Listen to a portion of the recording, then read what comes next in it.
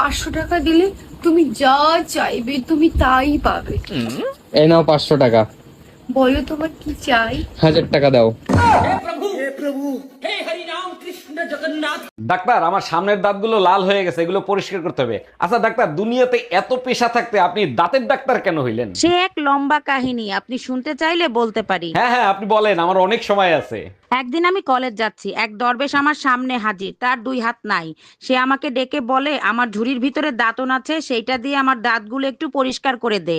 শুনে তো আমার মেজাজ গেল খারাপ হয়ে। বললাম, আপনার সাহস তো মন্দ না, আমাকে দিয়ে আপনার নোংরা দাঁত পরিষ্কার করাবেন? এই কথা শুনে দরবেশ বাবা বলল, আমি তোকে অভিশাপ দিলাম, সারা জীবন মানুষের নোংরা দাঁত পরিষ্কার করে খাবি। আচ্ছা ভাবি, একটা কথা কইতাম, রাগ করবেন? না ভাই কোন? আপনি যে সুন্দরী, আমার ভাই যে কালা, মাথা চুল নাইগা, আপনারে কিভাবে পড়াইলো এই রহস্যটা জানলাম না। কেন আপনিও পটাইতে চান নাকি? রহস্যটা কইলে একটু চেষ্টা করতাম। আরে রহস্য টহস্য কিছু না, আপনার জমিটা আমার নামে লিখে দিলি তো পড়ে যায়। বাসায় কেউ আছেন? আল্লাহর নামে কিছু খয়রাত দিবেন।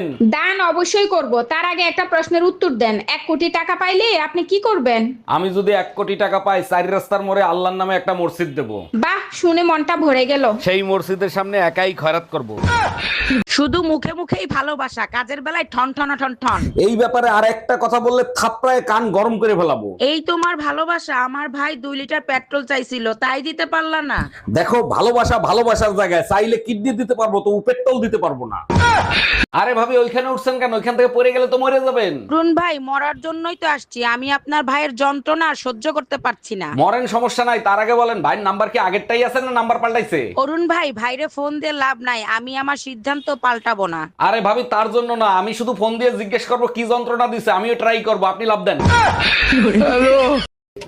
বাবু বাবু, তোমার বান্ধবীরা আসতেছে। ধরো ধরো, এগুলো তাড়াতাড়ি আলমারির মধ্যে রাখো। কেন, তোমার বান্ধবীরা কি শোন নাকি? আরে না, ওদের জিনিসগুলো ওরা চিনি ফেলবে।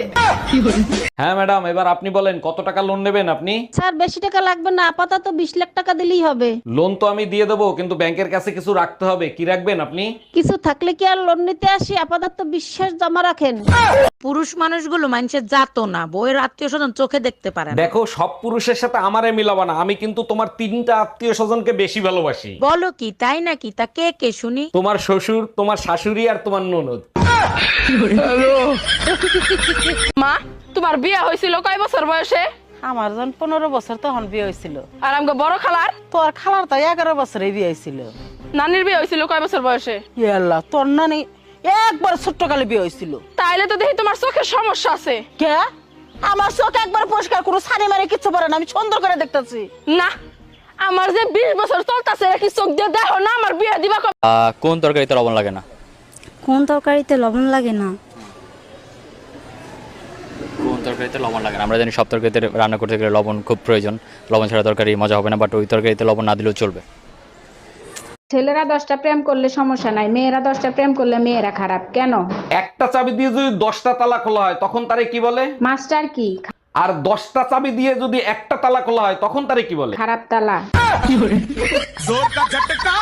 একটা গেম খেলি। কি গেম? ধর যে তোর নাম হচ্ছে খাসকি আর আমার নাম হচ্ছে মরাইন্দুর, কিন্তু বন্ধু আমার নামই না ভালো হইলো। যা হয়েছে হয়েছে, ওটা বিষয় না, ঠিক আছে? ঠিক আছে, তুই আমার নাম ধরে ডাকবো আর আমি তোর নাম ধরে ডাকবো। Start start. খাসকি মরাইন্দুর, খাসকি মরাইন্দুর, খাসকি মরাইন্দুর, খাসকি মরাইন্দুর, খাসকি মরা। এই টুম্পা ভাবি তোমারে খুঁজতেছে কেন? লাউডে দিয়ে কথা বলো তো শুনি।